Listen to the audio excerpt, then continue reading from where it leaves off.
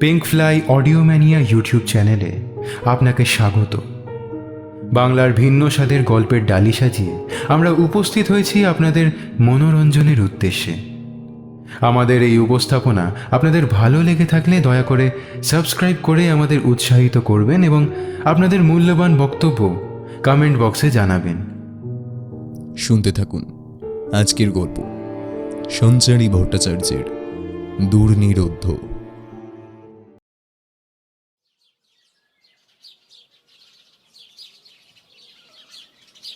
বাবা, আজকে পুতুল বেচতে বেরোবে না? হ্যাঁ রে বাবা, তা তো বেরোবই। এই তোর দাদা কি করছে? এখনো ঘুমোচ্ছে? দেখো তো, মানে হয় কাজের সময় দেরি করলে। পই পই করে কাল বললাম আর জমিদার বাড়ি যাওয়ার কথা, অনেকগুলো পুতুল তারা নেবে। একজন দেখো এখনো বিছানা ছাড়তে পারেনি। এই কিরে, আরে ওঠ বাবা ওঠ, বেলা হয়ে যাচ্ছে তো। বাবা ওঠ, আরে দেরি হয়ে যাচ্ছে তো, ওঠ। দেখো তো। সময়টা ছিল 1914 সাল। পুতুল বিক্রেতা হিসেবে শিবুর বেশ ভালোই নামডাক হয়েছিল। মা মরা দুই ছেলেকে নিয়ে কলকাতা শহরের বুকে গঙ্গার ঘাটের পাশে একটা ছোট্ট বস্তিতে আস্তানা গেড়ে দিব্যি ছিল ওরা। রাস্তায় রাস্তায় পুতুল বিক্রি করে বেড়ানোর পর হঠাৎ একদিন নজর পড়ে গেল জমিদার ধীরেশ্বর রায়ের পেয়াদাদের। জমিদার বাড়ির অলিন্দে ফুটফুটে নবজাতকের জন্ম হয়েছিল। জমিদার ধীরেশ্বর রায়ের পত্নী সর্বমঙ্গলা বিবাহের দীর্ঘ 7 বছর পর একটি পুত্র সন্তানের জন্ম দিয়েছিলেন। সেই আনন্দেই মেতে উঠেছিল গোটা জমিদার পরিবার। উচ্ছ্বাসের সেই আড়ম্বর জমিদার বাড়ির সেই কঠিন প্রাচীর ভেদ করে শহরের বুকে এসে আছড়ে পড়েছিল। জমিদার ধীরেশ্বর রায় সেরা উপহারগুলিকে সংগ্রহ করে আনতে চেয়েছিলেন তার ঝুলিতে। জমিদার বাড়ির ঐতিহ্য এবং দীর্ঘ সময় পরে পাওয়া সন্তান সুখের আনন্দ সবকিছু কোথাও যেন মিলে মিশে একাকার হয়ে গেছিল। সেরার সেরা উপহারগুলির মধ্যে ডাক পড়ল পুতুল বিক্রেতারও। পুতুলের বিক্রেতা হিসেবে শিবুকে ওই অঞ্চলে অনেকেই চিনত। অনেকের বাড়ির আনন্দ উচ্ছ্বাসের কারণ ছিল তার পুতুলগুলি। বাচ্চাদের মুখে হাসি ফোটানোর জন্য তার হাতের নিপুণ কাজই ছিল যথেষ্ট। শিবুর 2 সন্তান, ঈশ্বরের কৃপায় দুজনেই ছেলে। ঘরে লক্ষ্মী জন্মালে হয়তো না খেয়েই মরতে হতো। এই ছেলে দুটি ছিল তার অন্তিম সময়ের আশা ভরসা। কখনো বড় ছেলেকে নিয়ে বা আবার কখনো ছোট ছেলেটিকে নিয়ে পুতুল বিক্রি করতে বেরোনোই ছিল তার দৈনন্দিন কাজ। ছোট ছেলেটির বয়স ছিল মাত্র 6 বছর। দুনিয়াদারির কঠিন দিকগুলো চিনিয়ে দেওয়ার জন্য এই বয়সটাই নাকি যথার্থ বলে মনে হয়েছিল শিবু। বড় ছেলেটি ছিল 12 বছরের। শিবু সাধ করে তার নাম রেখেছিল ধ্রুব। তবে সমাজের এই নিম্নবিত্ত ঘরে ধ্রুবদের জীবনে নারায়ণের আবির্ভাব ঘটে না। জীবনের কঠিনগুলোকে একাই উপভোগ করে বেড়ে উঠতে হয়। সেদিনটা ছিল ওর কাছে অনেক বড়। জমিদার পরিবার থেকে বেশ কিছু পুতুলের অর্ডার এসেছিল। বিক্রি করতে পারলে বেশ কটা দিন তার অভাবের মুখ দেখতে হতো না। বড় ছেলেটার কাছে এগিয়ে গিয়ে দেখলেও গায়ে ধুম জ্বর। হায় রে কপাল, দুবেলা দুমুঠো অন্ন জোটে না, তাই আবার রোগ বালাই। ডাক্তার দেখানোর পয়সাটুকু নেই। ঈশ্বর, এখন এই জমিদার ভিটেখানায় একমাত্র অন্তিম ভরসা। যদি কিছু অর্থের জোগাড় হয়, তাহলে এই ছেলেটার মুখে দুটো ভাত দিতে পারবো, আর ওষুধ কিনতে পারবো।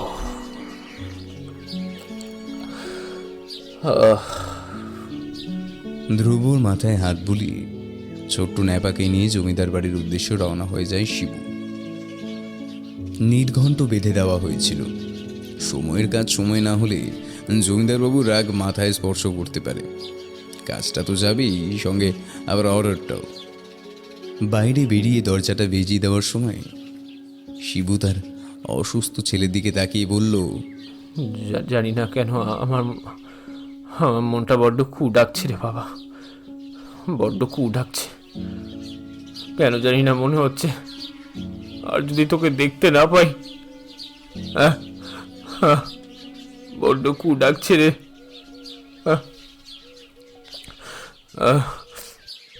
অসুস্থ ধ্রুব কনুইয়ের উপর ভর দিয়ে একটু উঠে বলে, এত দুশ্চিন্তা করো না বাবা, আমি ঠিক আছি। তুমি ভালোভাবে পুতুলগুলো বেচে ফিরে এসো, চিন্তা করো না। আমাদের আমাদের অভাবের দিন হয়তো শেষ হতে চলেছে। ছেলের অসুস্থতার মধ্যেও সেই নিভে আসা হাসির ঝলকানি দেখে শিবুর মনে বাঁচার নতুন আশ্বাস তৈরি হয়েছিল।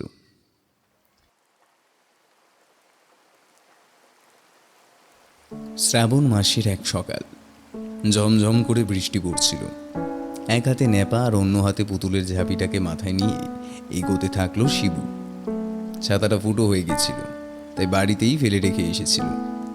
সমাজের বিড়ম্বনা আর দারিদ্রের আর্তচিৎকারটা সেদিন অন্তর থেকে গুমড়ে গুমড়ে উঠছিল।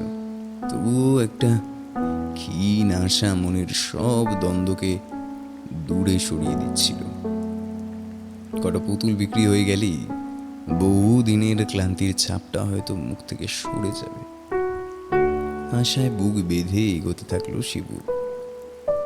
জমিদার বাড়ির সামনে আসতেই দেখলো গেটের সামনে পেয়াদারা অপেক্ষা করে রয়েছে। বিরাট প্রাচীর ভেদ করে তার ক্ষীণ কণ্ঠস্বর যে জমিদারের ঘর পর্যন্ত পৌঁছবে না, শিবু তা জানত। অগত্যা পেয়াদাদের দিকে এগিয়ে গিয়ে বললেন, আচ্ছা, জমিদার বাবু আছেন? কে তুমি? জমিদার বাবুর খোঁজ করছো? আগে আমি শিবু, এই পুতুল বিক্রি করি। জমিদার বাবুর বাড়ির থেকে আমার ডাক এসেছিল, তাই এই পুতুল কটা একটু বেচতে এসেছি। আপনারা একটু জমিদারবাবুকে একটু খবর দিতে পারবেন? তাহলে বড় উপকার হয়। আমি সময় হাতে নিয়ে এসেছি, মানে আমি অপেক্ষা করতে পারবো। আপনারা একটু যদি জমিদারবাবুকে বলতেন, তাহলে এই পুতুল কটা একটু বেঁচে যেতাম। তা সঙ্গে এটা কে? ও ও আমার ছোট ছেলে ন্যাপা। আসলে মা মরা ছেলে তো, ঘরে কোথায় ফেলে আসবো বলুন, তাই সাথে সাথে নিয়ে ঘুরি। ও আমার সাথেই থাকে বাবু। কেন, লেখাপড়া শেখে না বুঝি? সে বাবু লেখাপড়ার বয়সটা থাকলেও অর্থ কই বলুন। দিন আনি দিন খাই, দুবেলা দুমুঠো অন্যের সংস্থান করাটাই যেখানে কষ্টকর, তাই আবার লেখাপড়া। আসলে কি জানেন তো, এই আমাদের মতো বিক্রেতাদের জীবনটাও আমরা ওই রাস্তাতে বিক্রি করে কাটিয়ে দিই। আমাদের চোখে স্বপ্ন অনেক জানেন, আর বাঁচার প্রত্যাশাও কিন্তু পাহাড় প্রমাণ। ওই অর্থ নেই, আর সেই প্রত্যাশাগুলোকে আমরা জীবনেও পূরণ করতে পারি না। জীবন শেষ হয়ে যায়, তাও প্রত্যাশা পূরণ করতে পারি না। এই তো জীবন বাবু। শিবু লক্ষ্য করল ওর মুখে কথাগুলো শুনে পেয়াদারা একে অপরের দিকে তাকিয়ে হাসছে।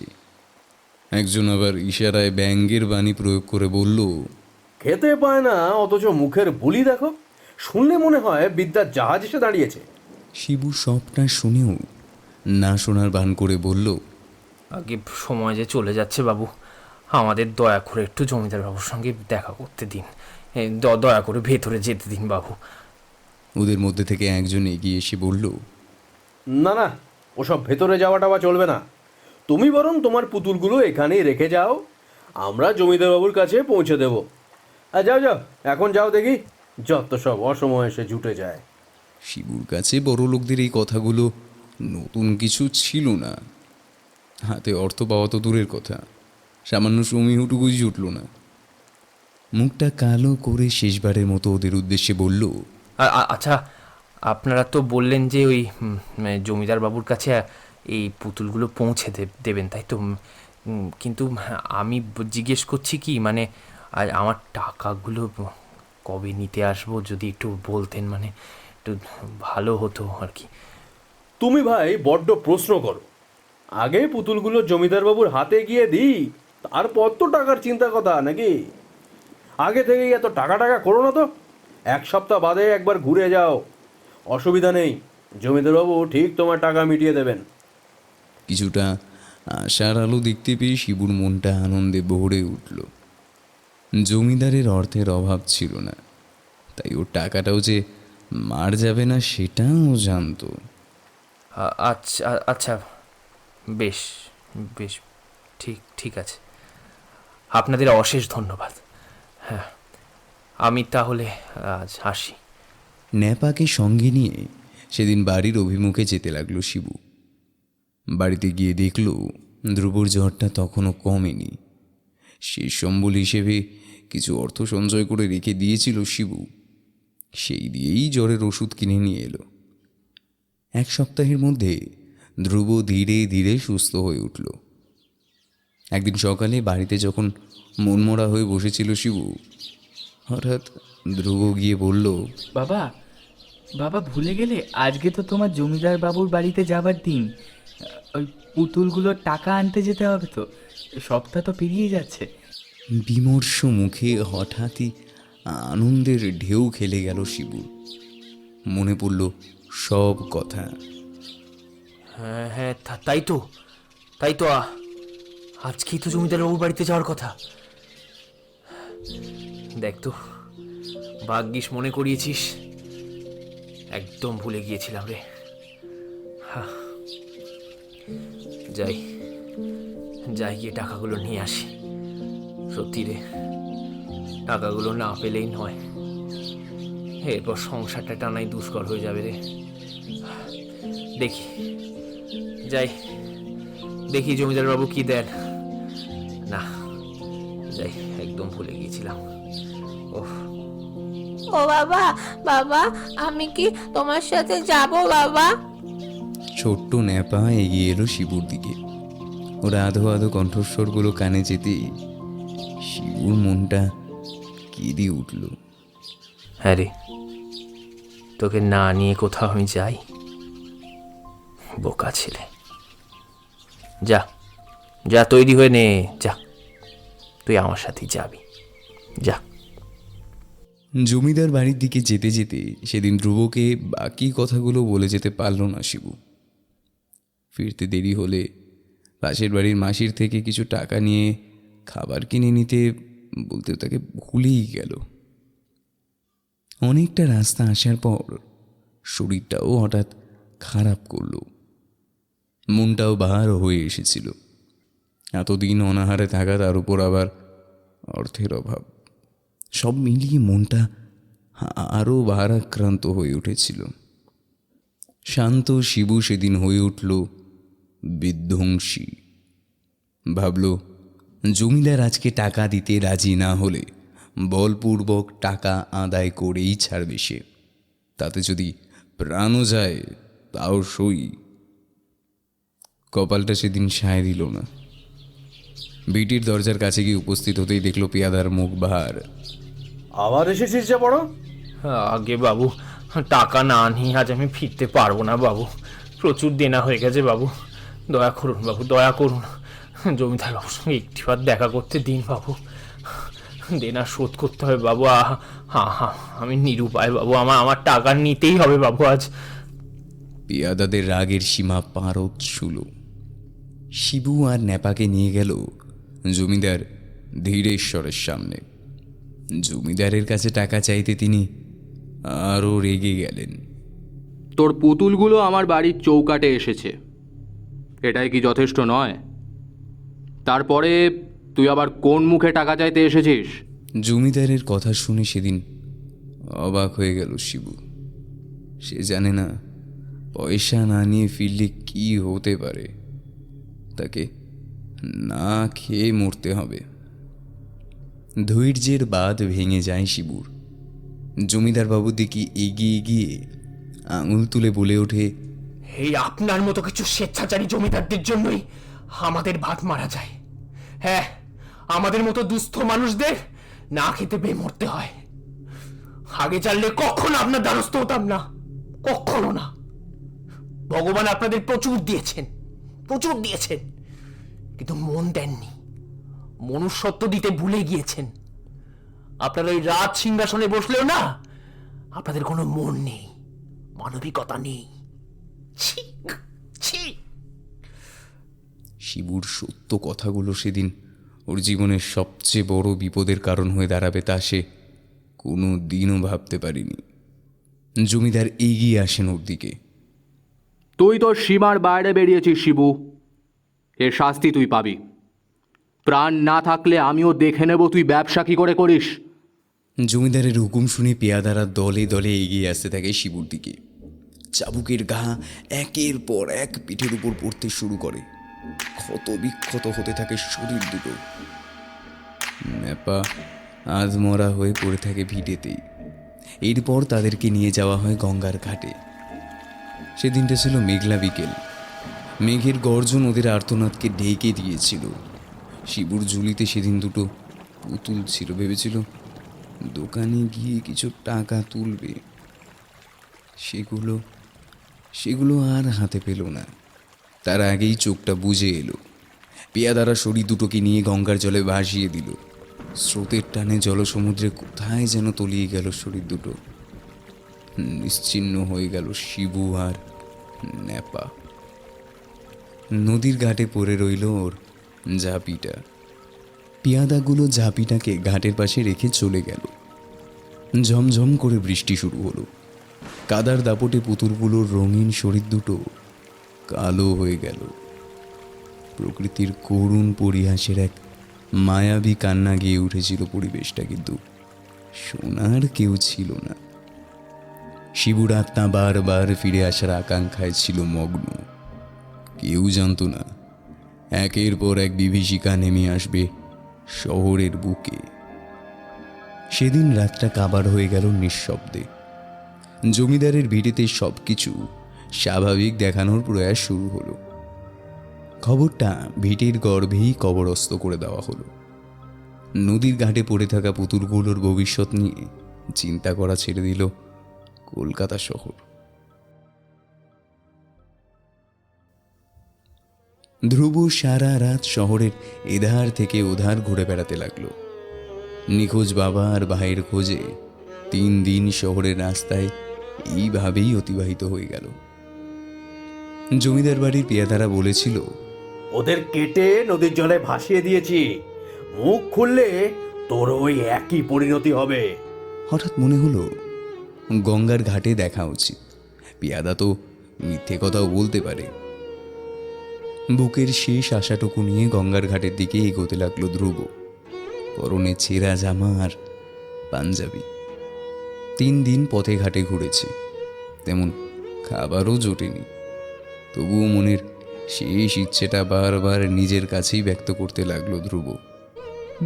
বাবা, বাবা আর ভাইকে ঠিক ফিরে পাবো বাবা আর ভাইকে। নিষ্প্রাণ এই শহরটা যেন সেদিন ওকে গিলে খেতে আসছিল। নদীর ঘাটে গিয়ে দেখলো রোজকার মতো ভিড় জমা হয়েছে।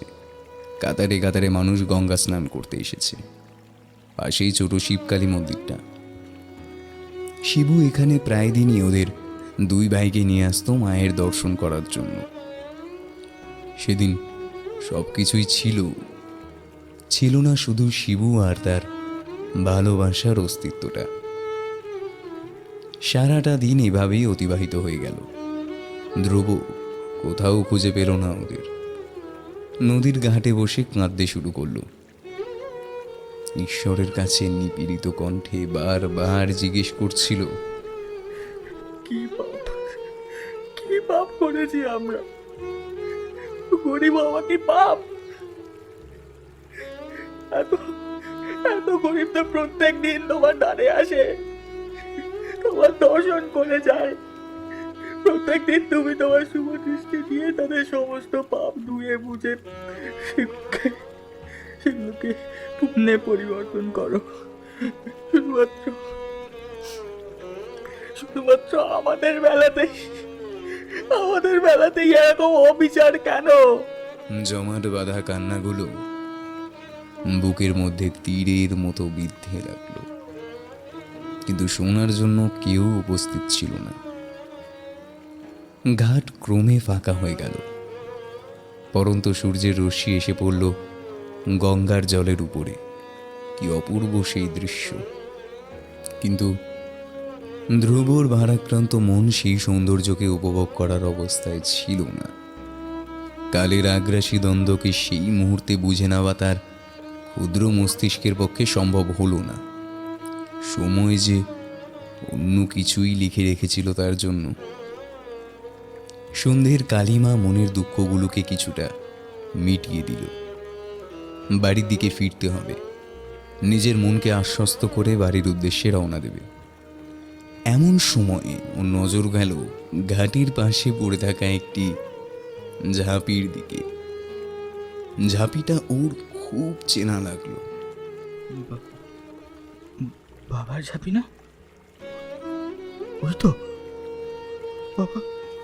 বাবা তো সেদিন ওই পুতুলগুলোকে নিয়ে বেরিয়েছিল মলয় জেঠুর দোকানে দেবে বলে। সেগুলো সেগুলো সেগুলো এখানে পড়ে আছে কেন? তবে কি তাদের কথাই সত্যি? না না না, তা হতে পারে না। আমার বাবা এভাবে আমাকে একা পৃথিবীতে ফেলে যেতে পারে না। না না না না না, কিছুতেই না না। ঝাঁপিটা কাছে গিয়ে হাতে তুলে নিল ধ্রুব। এক রাস অভিমান ভিড় করে এলো তার চোখে মুখে। মনে মনে ভাবল, বাবার অধরা স্বপ্নটা সে নিজেই পূরণ করবে। জমিদার বাবুর কাছে গিয়ে ওই একই কথা শুনল সে। শেষমেশ খালি হাতেই ফিরতে হলো। রাতে ফেরার পথে মনে হলো কেউ যেন তার পিছু করছে। পিছন ফিরে তাকাতেই দেখলো এক নিঃসঙ্গতা ছাড়া আর কিছুই নেই।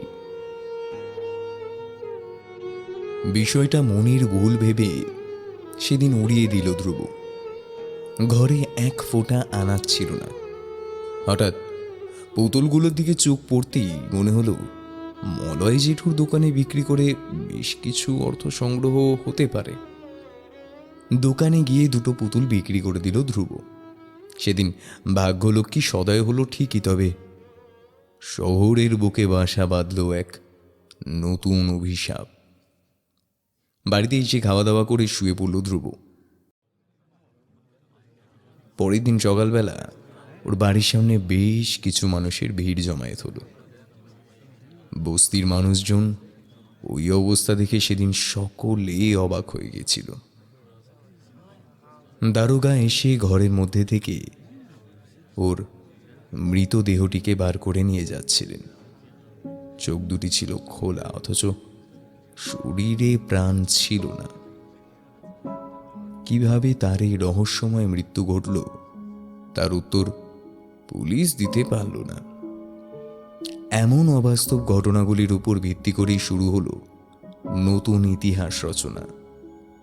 অবাস্তবের বেড়াজাল ভেদ করে নতুন রহস্য ফুটে উঠতে থাকলো কলকাতা শহরের বুকে। ধ্রুবর আকস্মিক মৃত্যু কলকাতার মানুষের কাছে ছড়িয়ে পড়ল। খবরের কাগজেও বিষয়টা উঠে এলো। জমিদার হলেও খবর পৌঁছে গেল অচিরেই। জমিদার ধীরেশ্বর রায় রুদ্র কণ্ঠে বলে উঠলেন, দেখো গিয়ে কোন দারোগার হাতে মারা পড়েছে। আজকাল তো কলকাতা শহর জুড়ে শুধু ইংরেজদেরই আনাগোনা। বাপটা তো মরে গেছিল কবেই, এখন কালে কালে এও গেল। আসলে এইসব গরিবদের জাত ধর্মই হলো লোভ।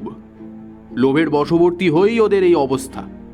তারপর আর কি, পথে ঘাটে ঘুরে বেড়াতে বেড়াতে কোন দিন মৃত অবস্থায় রাস্তার ধারে পড়ে থাকতে মেলে। দর আরো ওসব হুজুকে কথা।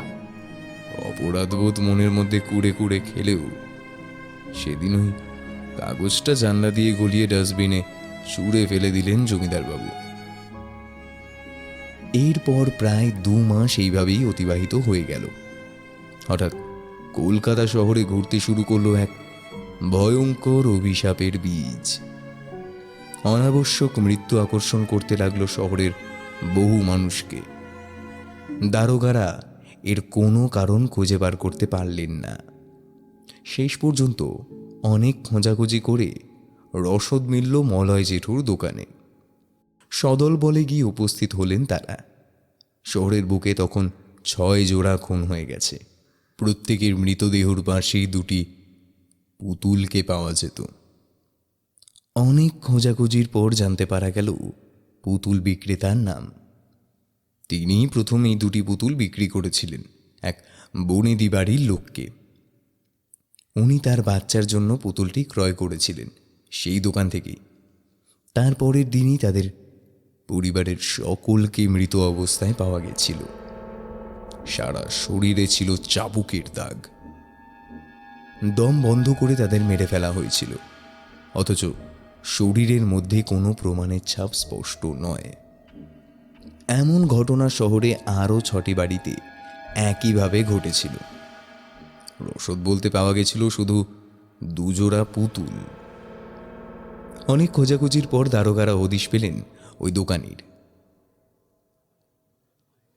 মলয়বাবু সেদিন সবে দোকান খুলে বসেছিলেন। দারোগাদের দোকানের দিকে এগিয়ে আসতে দেখি তিনি কিছুটা চিন্তিত হয়ে পড়লেন। আপনারা আপনারা হঠাৎ আমার দোকানে? এই এই দুটো পুতুলকে চিনতে পারছেন? এগুলো প্রথমে আপনার দোকান থেকেই একজন ভদ্রলোক কিনে নিয়ে গিয়েছিলেন। তারপর সপরিবারে তাদেরকে মৃত অবস্থায় পাওয়া যায়।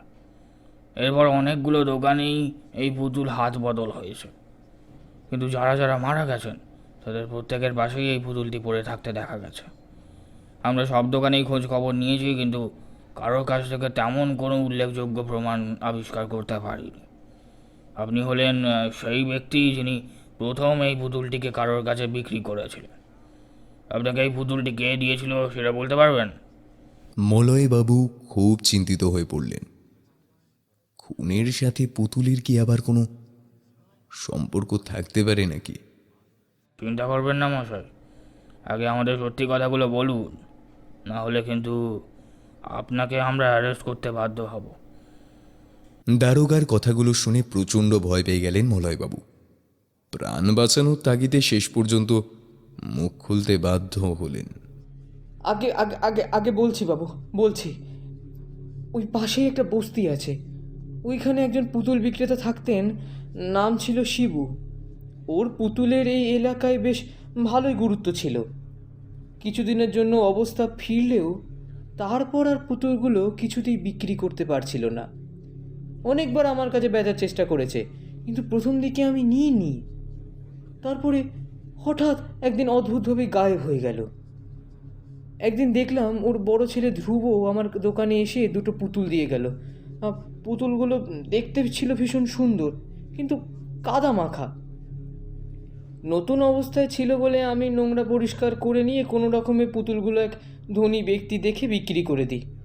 কিন্তু তার আগেই ধ্রুবকে মৃত অবস্থায় বস্তি থেকে উদ্ধার করেছিল পুলিশ।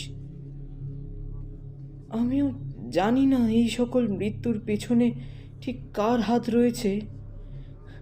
এর চেয়ে বেশি আমি কিছু জানি না বাবু। আমি যা জানতাম সেটুকু আপনাকে বললাম, আমার দোষ নেবেন না, এর অধিক ঈশ্বরই জানেন।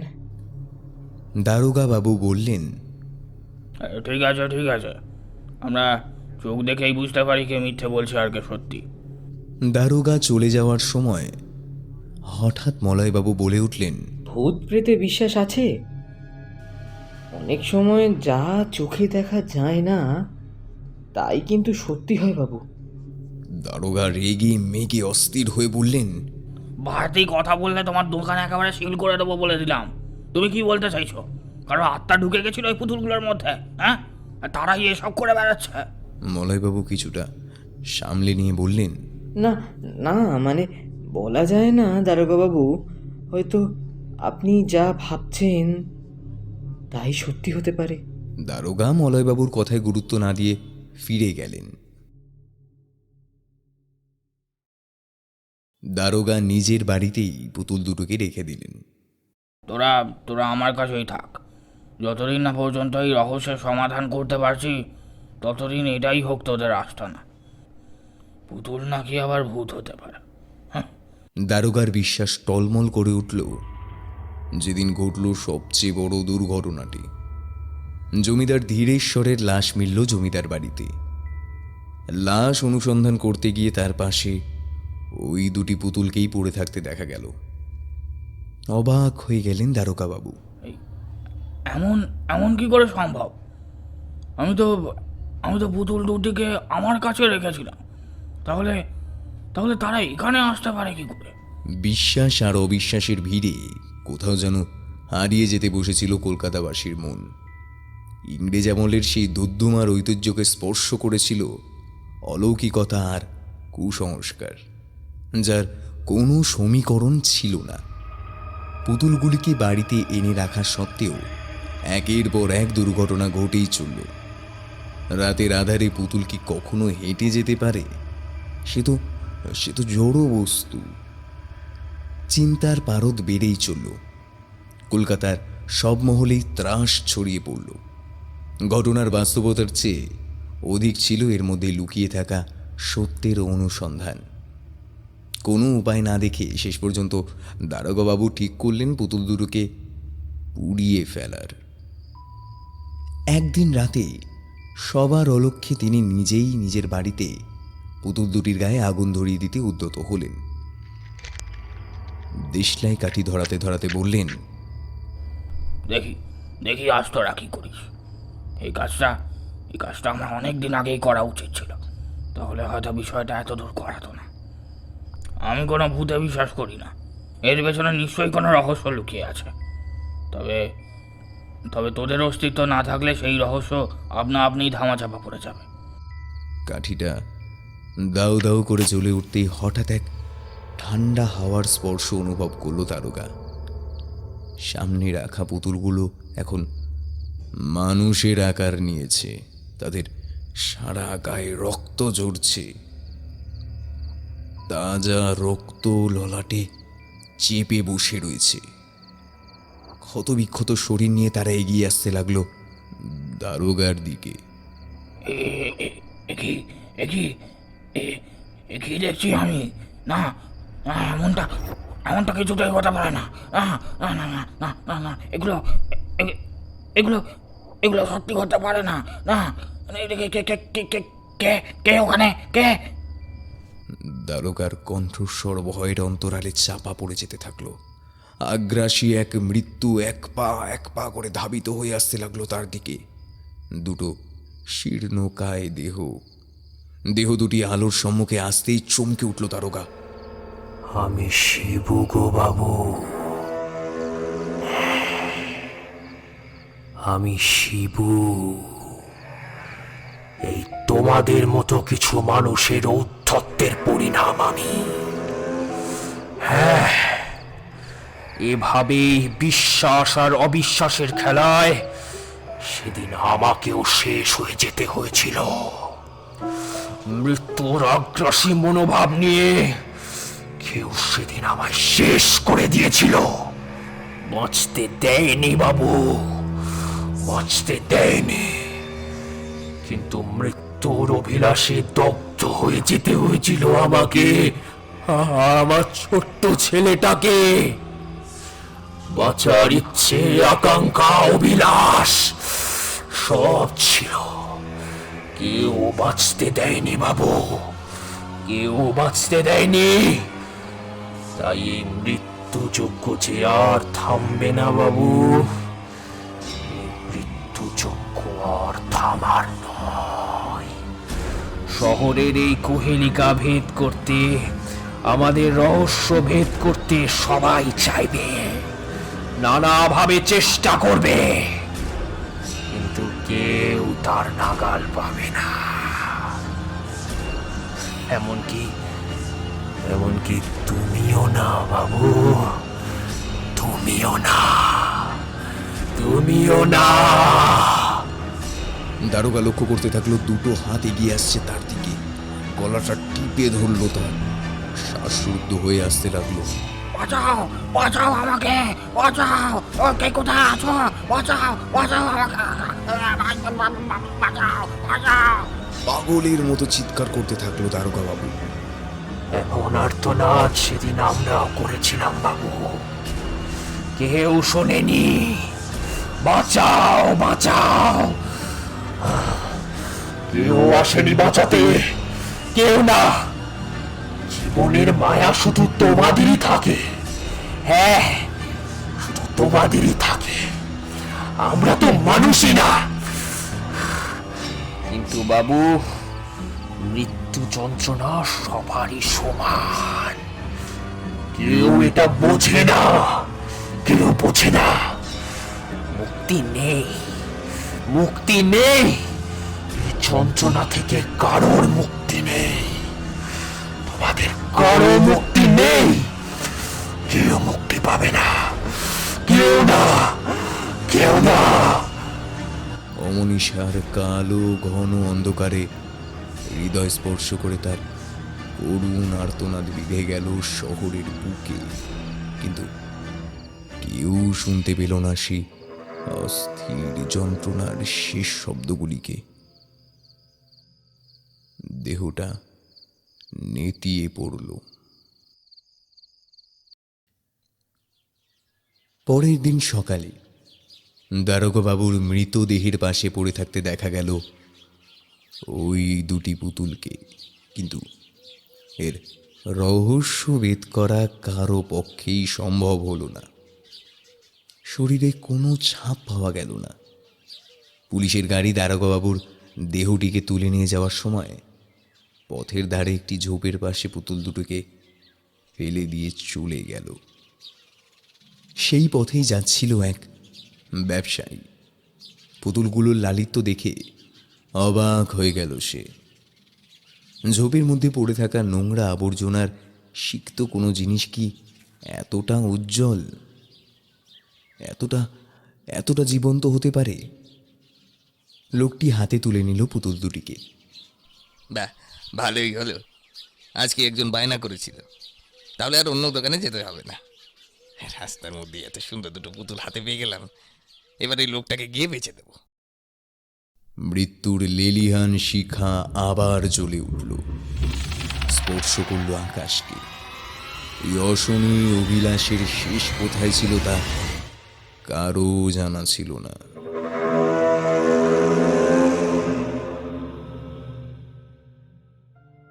শুনছিলেন দুর্নিরোধ্য, রচনায় সঞ্চারী ভট্টাচার্য, গল্প পাঠে আমি ব্রতদীপ, অন্যান্য চরিত্রে সমাপন, আর্য, পার্থ, সায়ন্তন, অভিক এবং আমি ব্রতদীপ।